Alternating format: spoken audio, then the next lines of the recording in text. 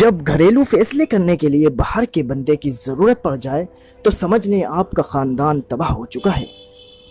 जिस दिन तुम्हें पता चल जाए कि जो काम तुम्हारी मर्जी से नहीं होते वो तुम्हारे लिए कितने बेहतर होते हैं, उसी दिन तुम्हारी बेसुकूनी खत्म हो जाएगी।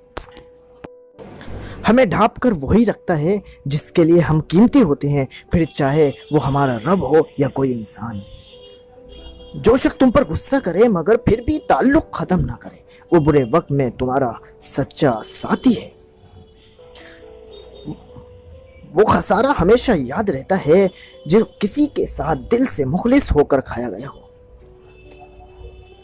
एक दिन तुम मुझसे पूछोगे क्या ज्यादा अहम है, मेरी जिंदगी या आपकी? मैं कहूंगा मेरी, और तुम मुझसे दूर चले जाओगे ये जाने बगैर कि तुम ही तो मेरी जिंदगी हो। अगर आपकी बहस किसी बदतमीज शख्स के साथ हो जाए तो चुपचाप हार मान ले, यानी खामोशी इख्तियार कर ले, क्योंकि आपकी बात वो आवाज कितनी ही दमदार क्यों ना हो, लेकिन आप एक कुत्ते से ज्यादा अच्छा नहीं भौंक सकते। ना तो गिलास एक कतरे से भर जाता है और ना ही इंसान एक लफ्ज से नाराज होता है। असल कहानी के बीच के कहानियों का लगा हुआ ढेर है। आपको दिल से पसंद करने वाले के लिए ये दो निशानियां काफी हैं, वो तुम्हें वाकई पसंद करता है। नंबर 1, जब वो आपको सबसे ज्यादा अहमियत दे, यहां तक कि अपने रिश्तों में भी आप सबसे ज्यादा ऊपर हो।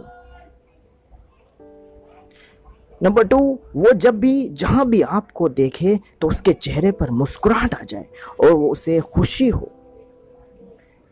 निभाना जिसको कहते हैं तो वो कुछ ही लोगों को आता है। बड़ा आसान है कहना है मुझे तुमसे मोहब्बत है।